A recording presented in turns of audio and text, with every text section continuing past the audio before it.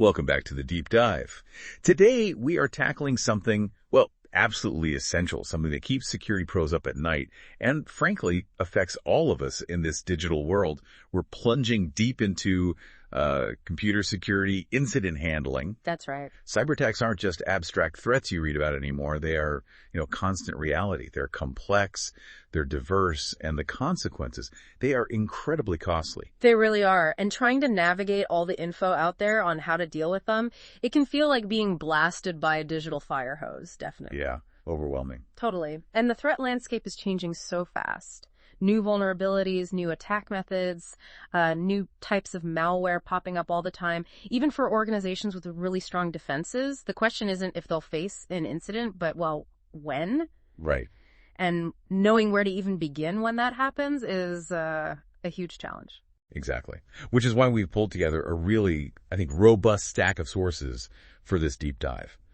We're going to rely pretty heavily on the guidance from NIST, the National Institute of Standards and Technology, specifically their Computer Security Incident Handling Guide, SP 861 Revision 2. Which is sort of the gold standard for many folks. It really is. Yeah. And we're also getting a crucial dose of reality from the IBM 2024 Cost of a Data Breach report. Plus, we're exploring the vital role of digital forensics, drawing on insights from articles by Champlain College Online, GMS, and TrustWave. Yeah, those sources give us a fantastic blend, I think. You've got the foundational structured guidance from NIST, then the hard quantifiable impact data from IBM, and, the practical investigative expertise highlighted in those digital forensics pieces. Gives us a really comprehensive view. So our mission today is basically to distill all this information. We want to pull out the absolute most important nuggets, the key insights, so you, the listener, can come away with a much clearer picture. What is incident handling fundamentally? Why is it so unbelievably important right now? Mm-hmm. And what practical steps can organizations, and maybe even you personally, take to be, better prepared? And like the NIST guide itself emphasizes, effective incident response it's far from simple. It's a complex job, requires significant planning, dedicated resources, specialized capabilities. You can't just wing it when you're under attack. Right. You definitely can't wing it. And that complexity, it immediately highlights the critical need for the right tools and resources, doesn't it? Oh, absolutely. Without having the proper equipment, software systems in place before an incident strikes, you're basically trying to fight a sophisticated digital fire with, a bucket of water. Maybe manual methods. Exactly. You're completely outmatched. Identifying, acquiring, and maintaining those necessary tools isn't just some minor detail. It's really foundational to being ready to respond effectively. Foundational. That's a good word for it. And speaking of foundational tools and the resources you need for this complex work, we want to take a moment right here to thank our sponsor. This deep dive into these absolutely crucial cybersecurity practices is supported by www.incidentresponse.tools. Yeah, having that right toolkit ready when you need it, it's not just helpful, it's, essential for actually doing the steps we're about to talk about. Absolutely essential. Okay, let's truly unpack this by starting with the undeniable problem itself. Our first section dives headfirst into the alarming landscape of cyber incidents. Where do we even start? Well, the executive summary of the NIST guide lays it out pretty plainly. Cyber attacks are not only more numerous and diverse than ever, but they're also getting significantly more damaging and disruptive. It feels like every week there's some new type of incident-making headlines. And to put a real number on that damage, the IBM 2024 Cost of a Data Breach report gives us the stark financial reality. The global average cost of a data breach in 2024. It's a staggering USD 4.88 million. Wow. Almost $5 million on average for one data breach. That's just, mind-boggling. It really is. And that number isn't static either. The report found it's a 10% increase over the previous year. That marks the highest average cost recorded since IBM started this study. The trend just shows the financial impact is, accelerating. A 10% jump in a single year. That's a huge indicator of the escalating risk. The IBM report also pulled out a detail I found really interesting. 1 in 3 breaches involved what they call shadow data. Ah, yes, shadow data, right. This refers to data that exists within an organization but isn't formally tracked or classified or, governed by the usual IT security policies. Think about Unmanaged databases, maybe old spreadsheets on forgotten network shares somewhere. Stuff just sitting around. Exactly. Or data sitting in cloud storage accounts that were set up outside of central IT oversight. So it's data you might not even know you have, or maybe you didn't realize was sensitive or accessible in certain ways. Precisely. And if you don't know it's there, you certainly can't apply the right security controls to protect it.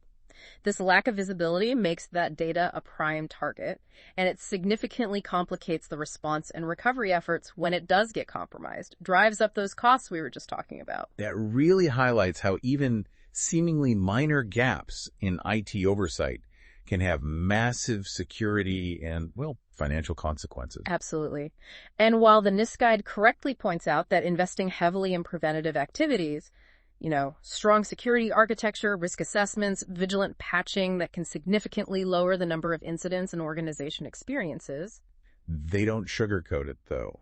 NIST makes it crystal clear that not all incidents can be prevented. That's the critical takeaway, really. No matter how strong your defenses are, a determined attacker, maybe a zero-day vulnerability that nobody knows about yet, or even just simple human error means some incidents will get through. It's inevitable. It really is. So having a well-defined, capable response mechanism isn't optional. It's absolutely non-negotiable for resilience. Prevention reduces the probability, sure, but response mitigates the impact.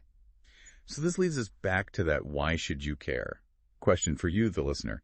It's not just about giant corporations or government agencies, is it? Why does incident handling matter on a more personal or organizational level? Well, because, as NIST Section 2.2 emphasizes, incidents compromise the confidentiality or the integrity or the availability of data and systems. They disrupt business operations, sometimes bringing them to a complete halt. Yeah. And as both the IBM report and other sources like that World Journal of Advanced Research and Review's article highlight, the financial repercussions, those nearly $5 million on average, include not just direct recovery costs, but also lost revenue during downtime, legal fees, regulatory fines, and the often irreparable damage to reputation and customer trust. Reputation is huge. It is. For many organizations, especially smaller ones, a major incident could genuinely be an existential threat. It could put them out of business. It sounds like the cost of not being prepared is simply too high to ignore anymore. Increasingly so, yes. All right, we've laid out the grim reality of the threat landscape. Now, how do organizations actually navigate this minefield? This brings us to Section 2. Understanding and implementing the incident response lifecycle based on that NIST guidance. Right. NIST SP 861 Revision 2 provides a really tried and true structured approach. They visualize it not as a strict linear path, but more like a life cycle, because you often find yourself looping back to previous stages as you uncover more information or just deal with the evolving nature of an incident. Okay, so it's cyclical. What are the core phases in this cycle? NIST breaks it down into 4 main phases. First, preparation, then detection and analysis. Third is containment, eradication, and recovery. That's kind of a big one bundled together. And finally, post-incident activity. Preparation, detection and analysis, containment, eradication, recovery, and post-incident. Got it. Yep, you can see it clearly in their Figure 3.1. It's got arrows showing how you might jump from, say, containment back to detection if you suddenly realize the scope of the breach is way bigger than you initially thought. Okay. Let's start at the very beginning then, which NIST really stresses is crucial. Phase 1, preparation. You can't possibly respond effectively if you haven't done the groundwork beforehand, right? Exactly. Section 3 of the NIST guide makes this abundantly clear. Preparation is about building your defenses and building your capability to react when those defenses inevitably fail sometimes. Makes sense. What are the absolute key elements of this preparation phase? What does an organization need to do? Well, first and foremost, establishing a formal incident response capability is fundamental. That's one of the NIST recommendations. This means creating a dedicated function, whether it's a specific team, a SOC, Security Operations Center, or maybe just designated individuals, but with really clear roles and responsibilities for handling incidents. So it needs formal backing. It needs to be recognized and supported by the organization's leadership, absolutely. You can't just say, IT handles security. You need specific people assigned this critical task. Okay. And once you have that capability, you need the blueprints. Developing a formal incident response plan and detailed procedures is critical. The plan is the high-level strategy defining roles, communication protocols, reporting requirements, that sort of thing. And the procedures? The procedures are the detailed playbooks, step-by-step guides for specific incident types, like how do we respond to a ransomware attack, or what are the steps for handling suspected data exfiltration. These need to be living documents, too. Reviewed and updated regularly, not just sit on a shelf. Right, because threats change. Yeah, And you need the right people on the team, obviously, with the right skills. absolutely. Selecting a team structure and staffing model, whether it's a central team, distributed teams, or some kind of hybrid model that's part of preparation, and then rigorously identifying and training team members is vital. NIST outlines the necessary technical skills. Deep understanding of operating systems, applications, network protocols, malware analysis techniques, and importantly, digital forensics concepts. Technical skills make total sense, but NIST also calls out soft skills. Interesting. Yes. And this is often overlooked, but absolutely critical during a high-pressure incident. NIST explicitly mentions teamwork, communication, both written and verbal, and clear, concise writing for documentation. Why is writing so important? Well, imagine trying to coordinate a response across multiple departments or communicate clearly to executives or maybe external parties like law enforcement during a crisis. Those soft skills are paramount. NIST also touches on preventing burnout among responders, recognizing this is demanding work and suggesting things like learning opportunities, maybe mandated time off after major incidents, peer mentoring. That makes perfect sense. The human element is just as important as the technical side. What about the tangible resources? The stuff. This is where the tools come in heavily, as highlighted in NIST 3.1.1. Identifying necessary tools and resources is a core part of preparation. NIST gives examples like dedicated digital forensic workstations. These are powerful computers built specifically for analyzing evidence. Right. Also, laptops for on-site investigation, network analysis tools like packet sniffers, trusted media thinking, clean USB drives, DVDs, external hard drives that, haven't been compromised, and evidence-gathering accessories. Evidence-gathering accessories. What kind of things are we talking about here? Like magnifying glasses? Maybe not magnifying glasses, but think like investigators at a crime scene, just for digital evidence. Hardbound notebooks for detailed notes you can't easily rip pages out. Digital cameras to photograph system states or physical connections. Maybe audio recorders for interviews or capturing verbal approvals for actions.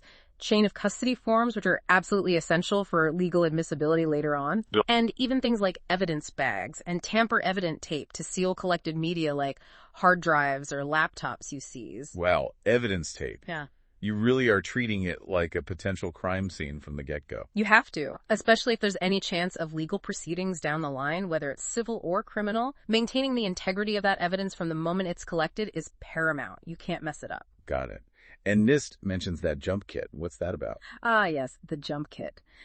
This is a really practical recommendation from NIST. It's basically a portable case that responders can quickly grab when they need to head to an affected system or location. Like a go bag for incidents. Exactly. It should contain essential tools.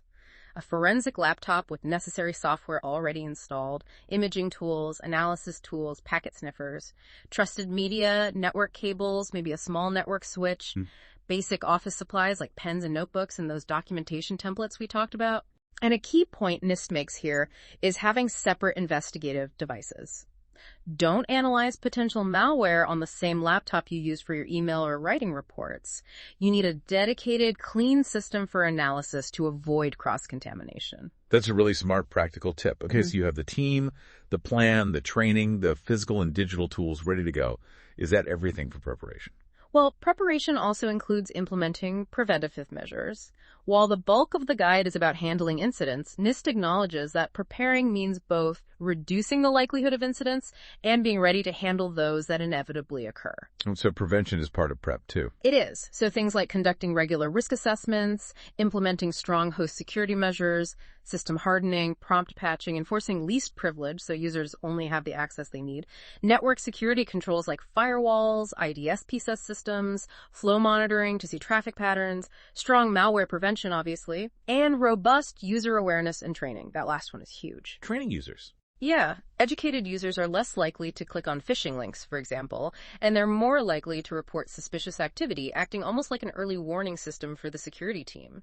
All of that is part of a comprehensive preparation strategy. Okay, so preparation is this really ongoing, multi-layered effort. Build the capability, plan the response, train the people, gather the tools, and strengthen your defenses to hopefully reduce the workload in the first place. Exactly. It's the investment you make up front to minimize the chaos and cost later on. All right, so you've done all the preparation. Now, inevitably, something suspicious happens. This moves us into phase 2, detection and analysis. This is where you figure out that an incident is likely occurring and try to understand exactly what's going on. Right. This phase is all about identifying the event and then investigating it to confirm, yes, this is actually an incident, and then understand its scope, its impact, and the technical details. NIST notes this can often be the most challenging phase because of the sheer volume and, frankly, ambiguity of potential signs. Yeah, I bet. How do you even spot the signs? Are there different kinds? Yes, NIST makes a helpful distinction between precursors and indicators.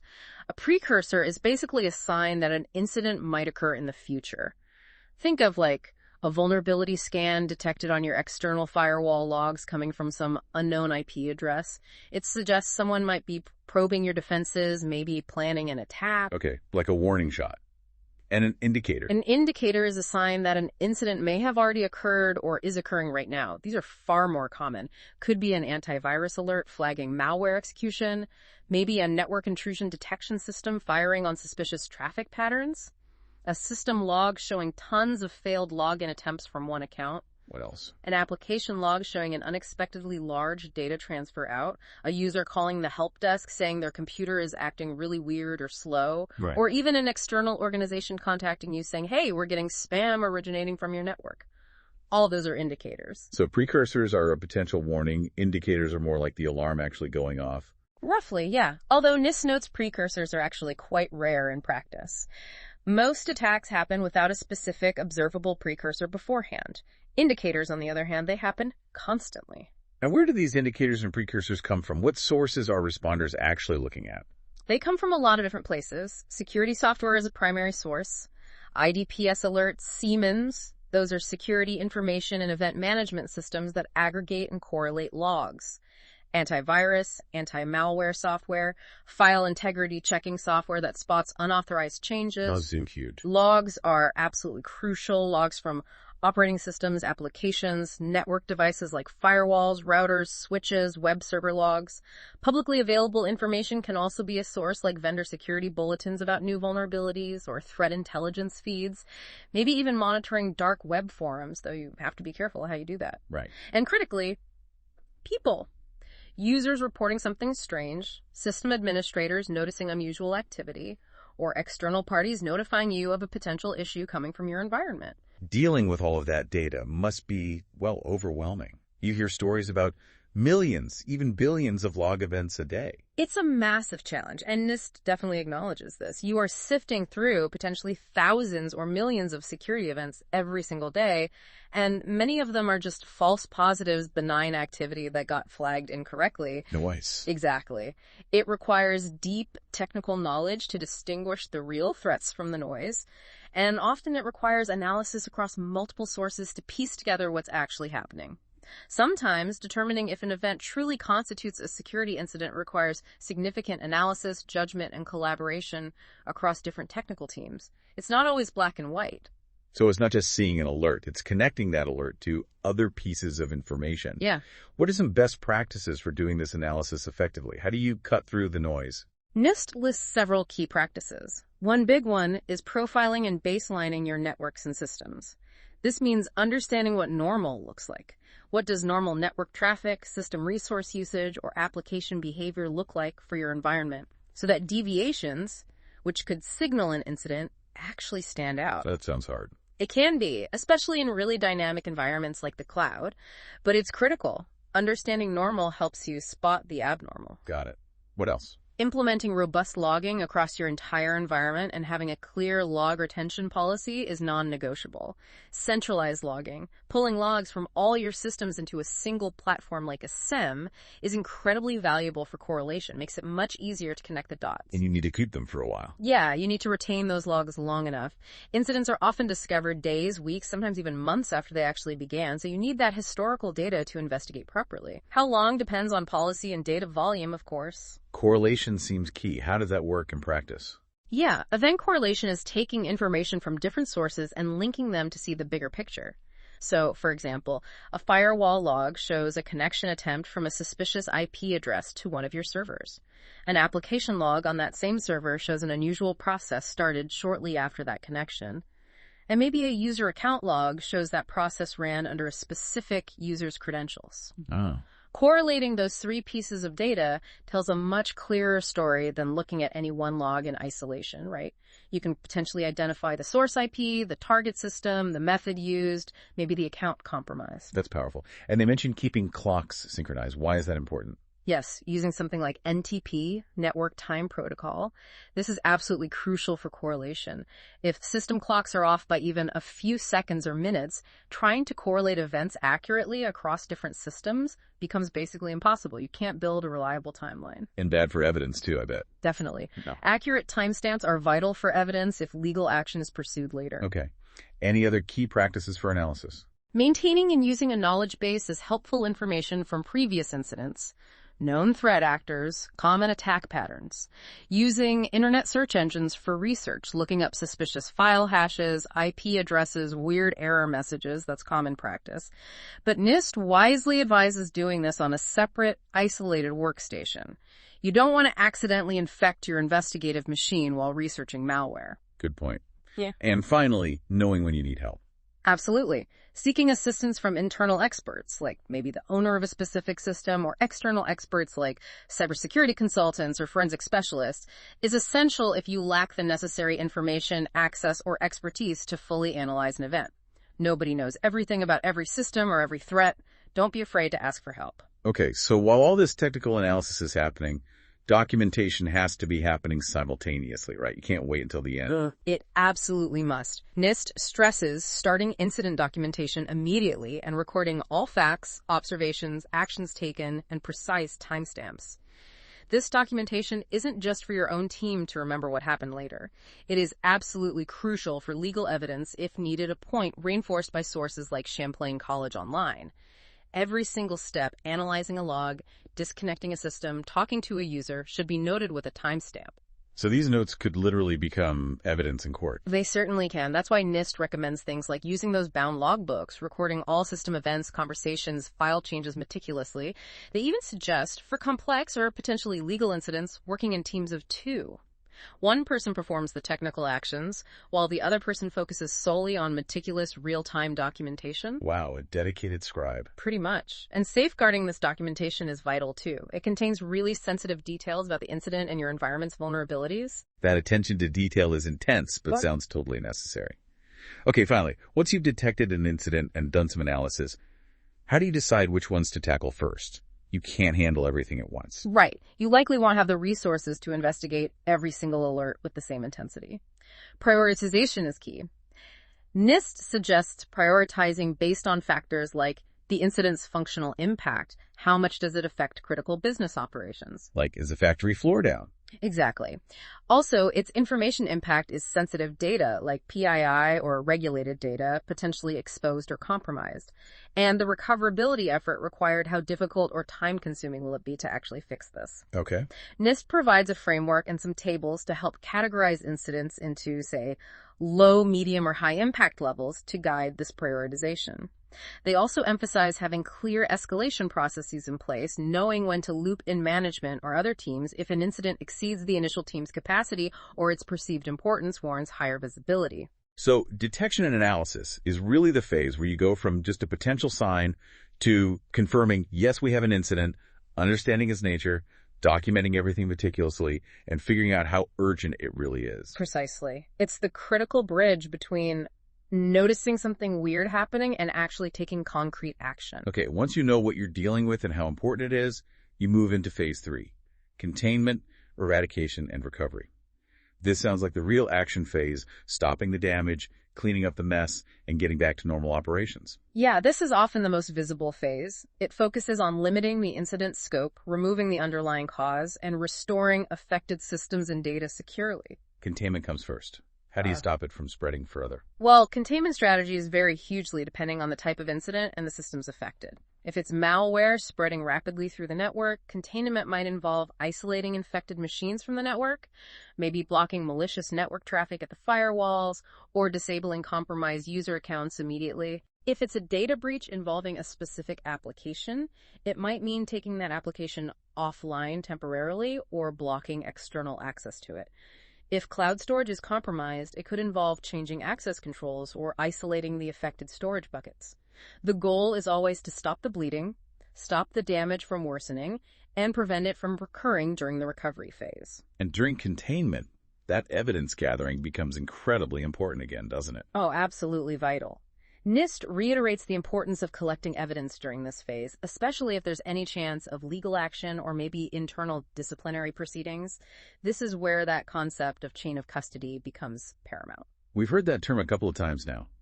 How does it apply specifically to evidence collection here in the heat of the moment? The chain of custody, which NIST, Champlain College Online, and JAMS all discuss, is the meticulous process of documenting exactly who had possession of a piece of evidence at what specific time, date, and location, and why it was transferred to someone else. Like tracking a package. Exactly like tracking a package, but with legal implications. For digital evidence like a hard drive image or a critical log file, you document precisely when you acquired it, what system it came from. You use cryptographic hashes like SHA-256 to create a unique fingerprint that proves its integrity, proves it hasn't been altered since collection. Okay. And you document every single person who subsequently handles that evidence, often including signatures for transfers. So it's all about proving the evidence is pristine and hasn't been tampered with. Exactly. This is absolutely crucial for admissibility in court. If the chain of custody is broken, the evidence might get thrown out. That's why NIST emphasizes that these procedures must meet legal requirements. And it's why they strongly recommend discussing potential incident scenarios and evidence collection protocols with your organization's legal counsel and relevant law enforcement before an incident ever occurs. Get that sorted out ahead of time. Makes sense. And when collecting evidence, NIST stresses preserving the original state of systems whenever possible. A key technique here is creating a forensic image, a bit-by-bit copy of a disk, rather than working directly on the live, potentially compromised system. Work on a copy, not the original. Yeah. That's a key principle. NIST also talks about identifying the attacking host. What does that mean? Yes, and this was actually a subtle but important shift in revision 2 of the NIST guide. The focus moves slightly from trying to identify the specific attacker, the actual person behind the keyboard, which is often incredibly difficult, if not impossible, to identifying the attacking host, the system or infrastructure from which the attack originated or was being controlled. Why is identifying the host more practical? Because you actually have technical means to try and do that. Techniques include things like validating IP addresses, seeing if they belong to known bad actors or maybe known proxy services or VPNs, using online resources and threat intelligence databases to research suspicious IPs or domain names, again, doing this on a separate, safe system. Right. Don't browse from the compromised network. Definitely not. Checking internal incident databases for previous encounters with this host, and sometimes even monitoring certain communication channels attackers might use, like specific IRC channels used by some botnets. While you might not find the person, identifying that source infrastructure is critical for containment. You need to block it, and potentially for working with ISPs or law enforcement to take that infrastructure down. Okay, so focus on the machine, not necessarily the person.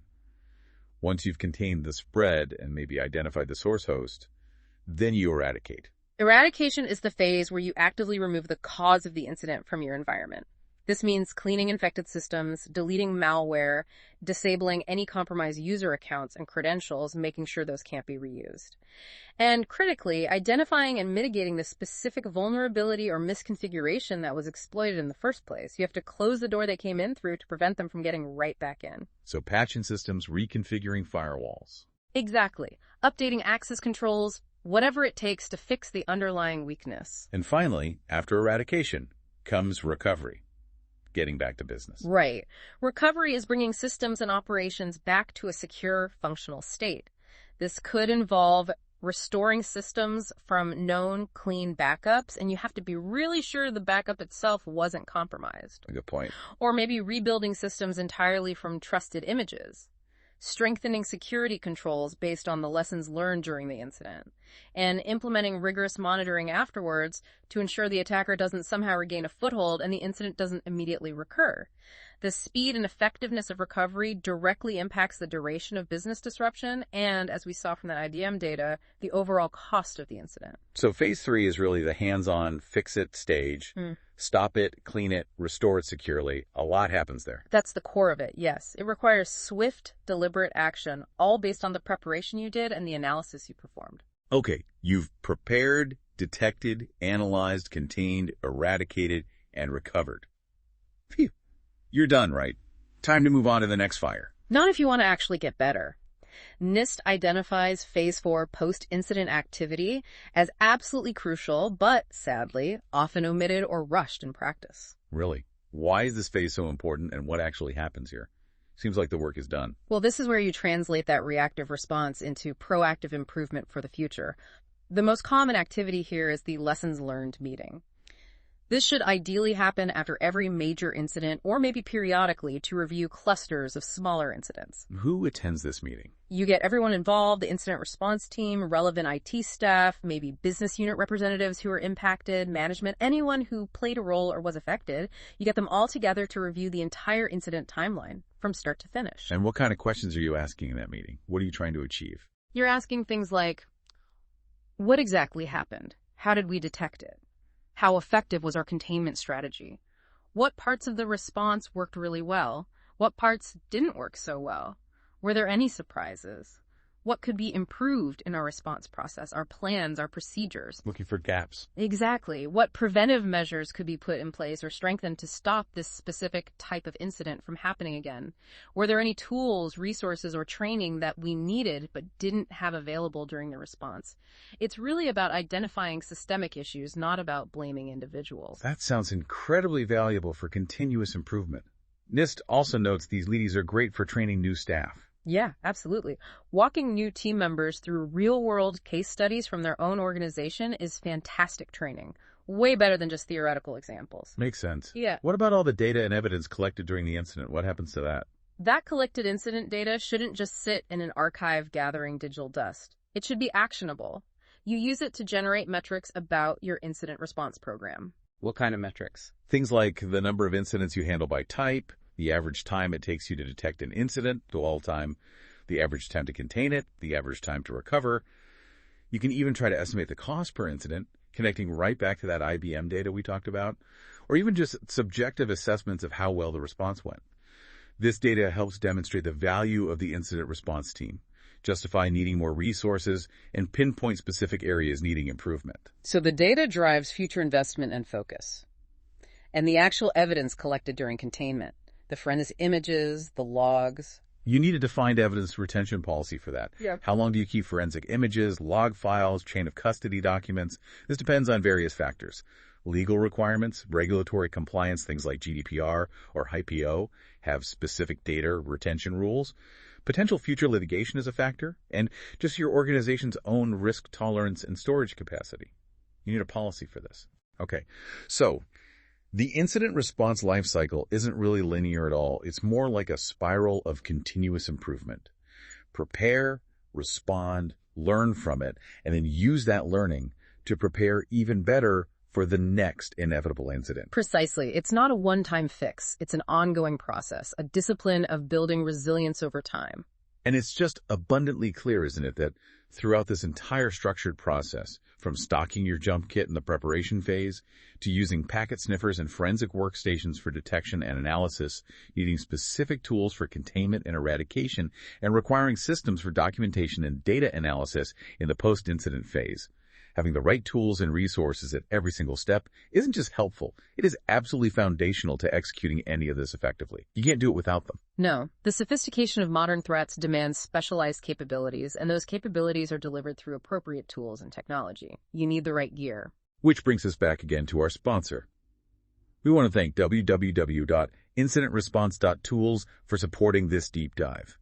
Having access to the right tools is paramount throughout the incident response lifecycle.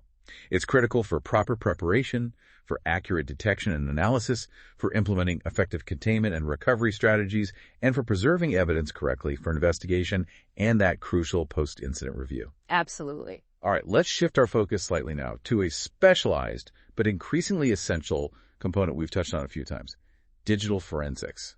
Right. Digital forensics is a really powerful investigative discipline. It's often brought in or maybe used by the incident response team directly, especially when you need to understand exactly what happened, the full scope of the damage, and ensure you have legally admissible evidence. It's critical for those high-stakes situations. How is digital forensics really different from the general incident analysis we talked about back in Phase 2, detection and analysis? Isn't it just looking at logs? It's more than that. Think of it as a specialized branch of forensic science, but applied specifically to digital evidence. General incident analysis in Phase 2 might be about identifying that an incident occurred and understanding it just enough to contain it quickly. Digital forensics goes much, much deeper. Deeper how? It's a comprehensive investigation. It involves the systematic collection, preservation, analysis, and reporting on electronic stored information, or ESI. This includes detailed examination of file systems, metadata, the data about the data network activity logs, memory analysis, and other digital artifacts to reconstruct events minute by minute and uncover hidden information that might not be obvious. Okay, so it's really digging into the guts of the systems. What's the ultimate goal of digital forensics then? The main goal is to establish facts and uncover evidence that is not only authentic, meaning it's real and unaltered, but also fully admissible in legal or disciplinary proceedings. It's about proving what happened in a way that stands up to intense scrutiny, like in a courtroom. Why has digital forensics become so crucial in today's world? Is it just because of lawsuits? Lawsuits are part of it, but as that World Journal of Advanced Research and Reviews article points out, cybercrime itself is incredibly sophisticated now. Attackers are really good at covering their tracks, deleting logs, using anti-forensic techniques. Digital forensics provides the rigorous methodology and the specialized tools needed to analyze the often subtle digital breadcrumbs they leave behind. Finding the trail. Exactly. Uncovering attack methods, identifying all the compromised systems, tracing data exfiltration paths, sometimes even identifying motive or attributing the attack. Without forensics, getting a definitive picture of complex attacks is incredibly difficult. Plus, electronic evidence is inherently volatile and easily altered, whether accidentally or intentionally. This makes verification extremely difficult if it wasn't handled using proper forensic procedures from the start. That sounds like where our friend the chain of custody comes in again, maybe even more importantly here. Absolutely fundamental. The chain of custody protocol is arguably most critical in digital forensics, precisely because the integrity of electronic evidence is so fragile. Any gap, any mishandling, any undocumented step can render the evidence scientifically questionable or legally useless, inadmissible. So maintaining that meticulous documentation of who handled the evidence, when, where, why, and how is non-negotiable. Okay. Can you give us a real-world example from the sources that shows the power of this? Something concrete. Yeah, the Jamis article cites a couple really good ones. One is the United States v. Liechtenstein case. This involved tracing and eventually seizing over $3.6 billion in stolen Bitcoin connected to a massive cyber attack on a cryptocurrency exchange. Billion with a B. Billion with a B. Digital forensic experts were brought in specifically to analyze incredibly complex transaction records, blockchain data, and data recovered from seized devices to follow the intricate flow of those funds across the globe and ultimately identify the individuals involved. Without that highly specialized forensic analysis, tracing those digital assets would have been flat out impossible. Tracing billions in Bitcoin through forensic analysis. That's absolutely incredible. Really shows the capability. It requires highly specialized tools and deep expertise, but yeah, it demonstrates the power. Another case mentioned is United States v. Zhang. This involved an Apple engineer accused of stealing valuable trade secrets related to their autonomous vehicle technology project. Ooh, corporate espionage. Exactly. Digital forensics was used to analyze his network activity, system access logs, and data on his personal devices to prove he had unauthorizedly downloaded thousands of confidential files and was actually preparing to flee the country. The digital evidence recovered forensically was absolutely key to his conviction. These cases really illustrate how forensics can uncover actions and even intent that just aren't visible through standard monitoring or basic log review. So, given its power, when does an organization typically engage digital forensic services, or maybe a full DFIR, digital forensics and incident response team? The TrustWave article discusses this quite well. They note that DFIR services are very commonly used reactively, meaning after a breach has already been discovered. Organizations often call them in when they realize something significant, something bad has happened, and they need to quickly understand the how, when, and where of the breach. So they help answer those critical questions you need for proper containment or recovery, like how did they get in? What did they take? Precisely. They help determine the root cause, the initial point of entry, how the attackers moved laterally through the network, did they jump from system to system, what systems were ultimately affected, what data was accessed or stolen, and crucially, how long was the attacker present in the environment before being detected. This information is vital for proper containment, for thorough eradication, for accurate reporting both internally and potentially externally to regulators or customers, and for accelerating recovery to minimize that disruption and cost. Okay, that makes sense for reactive use. But TrustWave also suggests using DFIR proactively. That seems a bit counterintuitive if it's all about investigating breaches that have already happened. It does sound that way at first, but they make a strong case for what they call prepping the battlefield. Engaging DFIR experts proactively means having them assess your environment before a crisis hits. How does that help? Well, they can help you understand your current detection capabilities. Are you actually collecting the right logs from the right systems? Are you keeping them for long enough? Are they in a format that's even analyzable forensically? They can help you identify blind spots in your visibility and prioritize what needs fixing in your infrastructure or logging setup to make future investigations much easier and faster if an incident occurs down the road. So it's about making sure you can investigate effectively if you need to. Exactly. It's about ensuring that if the worst happens, your environment is actually ready to be forensically examined effectively and efficiently. You don't want to discover during a major breach that you weren't logging the critical data you needed. That ties right back into the preparation phase in this lifecycle, doesn't it? It absolutely does. Proactive DFIR is essentially advanced preparation, specifically focused on making the detection, analysis, and containment phases much more effective, especially from an evidence preservation and root cause analysis perspective. And what's the advantage of using a third-party DFI service, especially if an organization already has its own internal security team? Is it just about having more people? TrustWave notes it's often not an either-or situation. Third parties bring highly specialized expertise that even really good internal teams might not possess deep knowledge of the very latest malware techniques, experience with specific niche forensic tools, extensive experience across many different types of attack vectors and industries. So specialized knowledge. Yes, and they also offer a surge capability. If you have a massive breach, your internal team, no matter how good, might be quickly overwhelmed. An external DFIR team can immediately bring dozens of experienced investigators to bear on the problem, dramatically speeding up the response time. Plus, they can often provide objective, unbiased advice, which can be incredibly valuable during a stressful, high-stakes crisis. So digital forensics is this specialized investigative powerhouse, critical for uncovering the nitty-gritty details of complex attacks and preserving that vital evidence, and is valuable both for reactive investigation after something happens and for proactive preparedness before it happens. It really is an indispensable part of the modern incident response toolkit. It provides the crucial why and how behind security incidents, going beyond just knowing that something happened. Okay, let's broaden our scope now for Section 4 and talk about how incident handling isn't always just confined within the four walls of a single organization. Coordination and information sharing with external parties seem increasingly important these days. Oh, absolutely. Contemporary threats are often interconnected. Attackers frequently use infrastructure spread across the globe. They might target multiple organizations simultaneously using the same campaign, or pivot from one victim organization to compromise another. Dealing with this effectively really requires collaboration. You simply can't operate effectively in a vacuum anymore. Makes sense.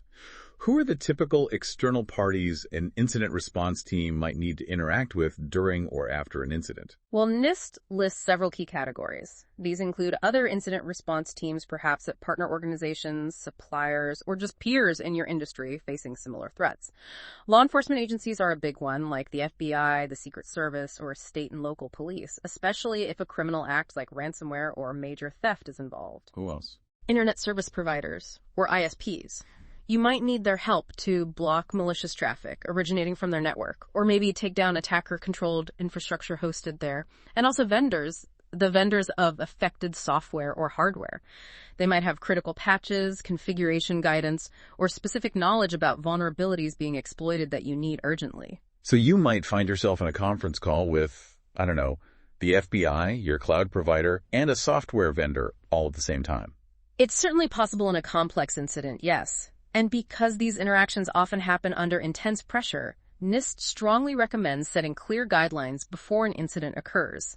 This includes defining who within your organization is actually authorized to speak to whom externally, what specific information can be shared, and under what circumstances. Get those rules straight beforehand. What about dealing with the media? That must be incredibly tricky during a live incident. Extremely tricky, yes. NIST recommends designating a single specific point of contact for all media inquiries. This helps ensure consistent messaging and prevents accidental leaks of sensitive operational or investigative information that could compromise the investigation or further damage the organization's reputation. Just one person talks. Ideally, yes, or a very small, coordinated team. They even suggest media training for this spokesperson, including running mock interviews to prepare them for those really difficult questions they're likely to face. That's smart. Building relationships with law enforcement beforehand seems critical too, based on what you said earlier. Absolutely vital. Don't wait until you're in the middle of a 5-alarm fire to make your first call to the FBI or your local cybercrime unit. Establish contact proactively. Understand their process for reporting cybercrime in your jurisdiction. Discuss what kind of evidence they typically need and, importantly, how it should be collected and preserved to meet their legal requirements. This smooths the path significantly if you do need their assistance during a real crisis. Good advice. Also be aware of potential jurisdictional issues, which law enforcement agency actually has authority can depend on the nature and location of the crime and the victim. Okay. Beyond just coordinating the response to your specific incident, there's also the broader concept of sharing threat information with others, right? Helping the community. Yes, information sharing across organizations is a really powerful way to enhance collective defense. Why share? Well, to pool resources, reuse knowledge about specific threats or attacker TTPs, tactics, techniques, and procedures, to identify new attack campaigns or vulnerabilities more quickly across an entire industry or sector, and generally just enhance overall response capabilities for everyone involved. Where does this sharing happen? Groups like US CERT, the United States Computer Emergency Readiness Team, or various sector-specific ISACs, information sharing and analysis centers like the Financial Services ISAC or the Health IS, are designed specifically to facilitate this kind of exchange. And how is this sharing typically done? Is it just emails back and forth? Historically, it's often been through pretty ad hoc methods, emails, phone calls, secure mailing lists. While these can be quick for urgent things, they're unstructured and really hard to process automatically at scale. NIST highlights the growing need for more formal, standardized, machine-processable models for automated information exchange. Machine processable, what does that mean? It means using standardized formats so that security tools can ingest and act on the shared information automatically. Standards like IOD, Incident Object Description Exchange Format, or the more common STIX Text-to Combo Structured Threat Information Expression and Trusted Automated Exchange of Indicator Information. To CXT2. Yeah. These allow organizations to share technical threat intelligence like lists of malicious IP addresses, suspicious domain names, file hashes of known malware, or details about specific vulnerabilities being exploited in a structured format. The idea is that your security tools, like your SUM or firewall, could potentially ingest this feed automatically and start blocking or alerting on those indicators right away, speeding up detection and prevention across the entire sharing community. So moving towards automated, rapid sharing of actionable threat intelligence. Exactly. That's the goal, to improve speed and scale to match the attackers. However, organizations obviously have to balance the benefits of sharing with the need to protect their own sensitive information. You don't want to share details that could inadvertently reveal your own vulnerabilities or compromise your ongoing investigation. That sounds like a tricky balance. How do you strike it? NIST discusses the concept of granular information sharing. You can distinguish between sharing high-level business impact information, maybe useful for others coordinating teams, or understanding the potential scale of an attack wave hitting the sector, and sharing detailed technical information, like those specific indicators of compromise or malware samples, which is highly valuable to peer security teams trying to detect the exact same threat in their own environment. So tailor the sharing to the audience. Right. Share appropriate information based on who you're sharing with and the sensitivity level. And critically, you must also safeguard the information you receive from others. Legal considerations are also huge here, including non-disclosure agreements, NDAs you might have with partners, and mandatory reporting requirements to regulators which dictate some of what you must share. Okay, so effective coordination and intelligent information sharing aren't just good practices anymore. They're becoming essential for keeping pace with modern, interconnected cyber threats. Requires pre-established relationships, clear communication guidelines, and increasingly structured methods for exchanging threat intelligence while still protecting sensitive details. It's really the recognition that cybersecurity defense is increasingly a team sport, Yeah. often on a global scale. You can't just defend your own castle anymore. And thinking about this complex web of coordination, talking to law enforcement, sharing data with industry peers, potentially receiving automated threat feeds, it absolutely underscores, yet again, the necessity of having the right tools. You need tools for secure communication, tools for analyzing incoming threat intelligence feeds, maybe tools for standardizing the information you share, and certainly tools for securely transferring evidence to external parties like lawyers or police.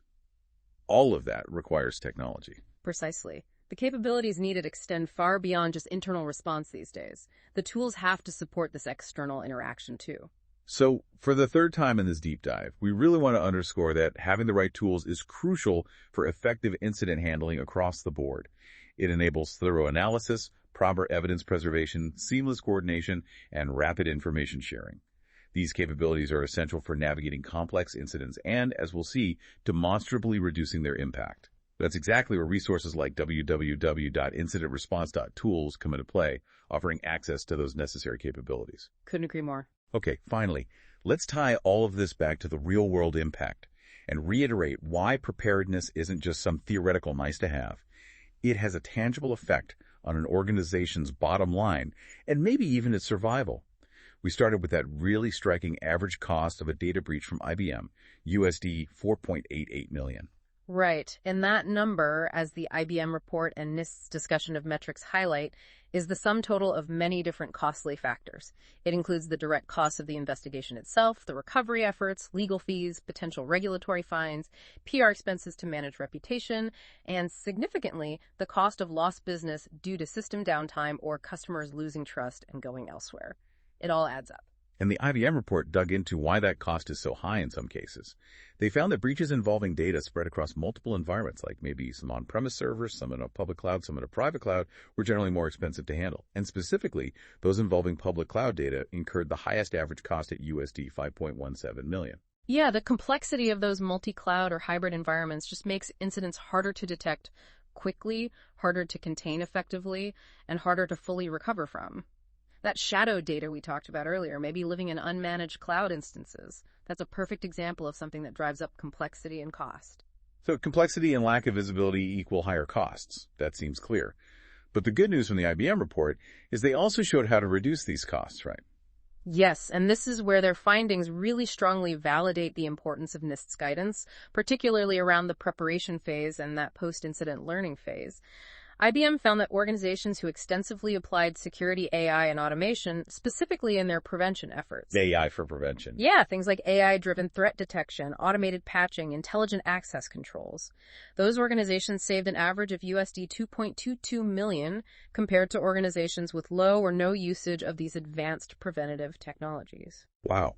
Over $2 million saved just by using AI and automation more effectively to prevent attacks in the first place. That's a massive potential return on investment. It really shows that investing in advanced preventative technology pays off financially.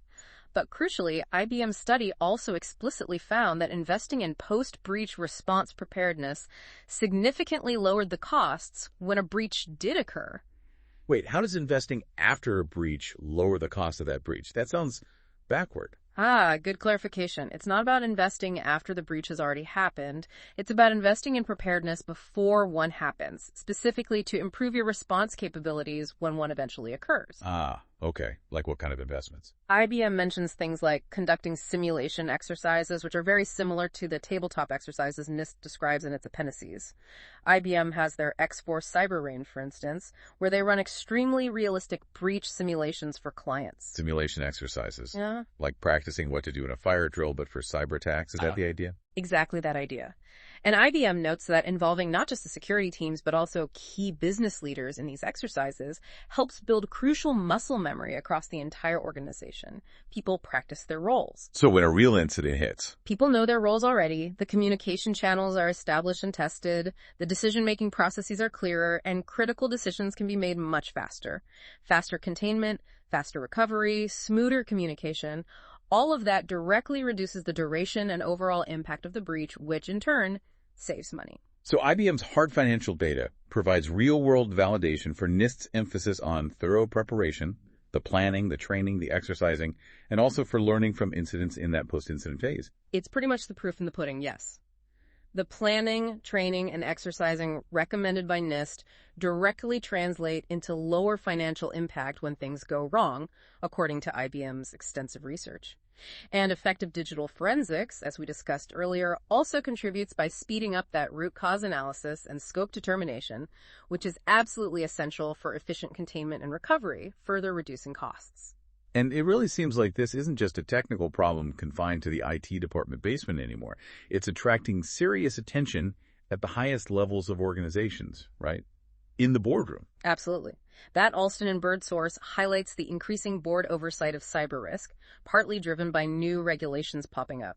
For example, the SEC in the U.S. now has rules requiring public companies to disclose their board's specific oversight of cybersecurity risks and, critically, to report material cyber incidents publicly within just 4 business days of determining materiality. 4 days. That's fast. Incredibly fast. That puts incident response squarely on the boardroom agenda. Boards are now expected to have at least a general awareness of the organization's incident response plan and capabilities. And the article mentioned boards are even encouraged to conduct tabletop exercises themselves. How does that work? Yes, often facilitated by external cybersecurity experts. The board isn't practicing being the hands-on incident response team, obviously. They're practicing their governance and oversight role during a simulated crisis. What kind of things do they practice? They practice asking the right strategic questions. What's the potential business impact here? How long might critical systems be down? What sensitive data might be affected? Who needs to be notified? Customers, regulators, insurers? What are the potential legal liabilities and reputational consequences? It really reinforces that incident response is a critical, enterprise-wide risk management function, not just a tech issue. This deep dive has certainly covered a huge amount of ground. We started with the stark reality of the escalating threat landscape and those immense costs involved. Almost $5 million average cost, yeah. We then walk through the structured approach of the NIST incident response lifecycle, starting with that essential groundwork in preparation. Building the foundation. Do the complex investigation of detection and analysis. Finding and understanding the problem. The critical actions of containment, eradication, and recovery. Stopping it, cleaning it, fixing it. And finishing with that vital learning process in post-incident activity. Learning and improving, yep. We also explored the specialized but indispensable role of digital forensics in uncovering the deep details of attacks and ensuring evidence integrity. Right, the investigative powerhouse. And we discussed why coordination and information sharing, supported by clear guidelines and potentially automated technical exchange, are just crucial in facing today's interconnected threats. You can't go it alone. And importantly, the hard data from IBM really reinforces that investing in preparedness through planning, training, exercises, and critically, having the right tools and technologies doesn't just make you feel safer. It demonstrably reduces the financial and operational impact when those breaches inevitably occur. Being well-informed about these topics is becoming less of a niche security skill and more of a fundamental requirement for navigating the digital world effectively, whether you're directly involved in security operations or, say, leading a business unit that relies on technology. Absolutely. It feels like relevant knowledge for pretty much everyone these days. Yeah. So, building on everything we've discussed today, the rising costs, the increasing regulatory scrutiny, the clear benefits of planning and practice here is a final thought for you, the listener, to consider as you finish this deep dive. Given the significant financial and operational risks posed by cyber incidents and the documented advantages of being prepared, what do you think is the single most critical gap in your organizations, or perhaps even your own personal readiness, to handle a security incident effectively? What is one single concrete step you could take this week, starting now, to begin addressing that specific gap? That's a good question. Definitely something worth mulling over. Indeed. Well, that's all for this deep dive. We really hope this comprehensive look into computer security incident handling and digital forensics has provided you with some valuable insights and maybe a clearer understanding of this incredibly critical area. Thank you for joining us.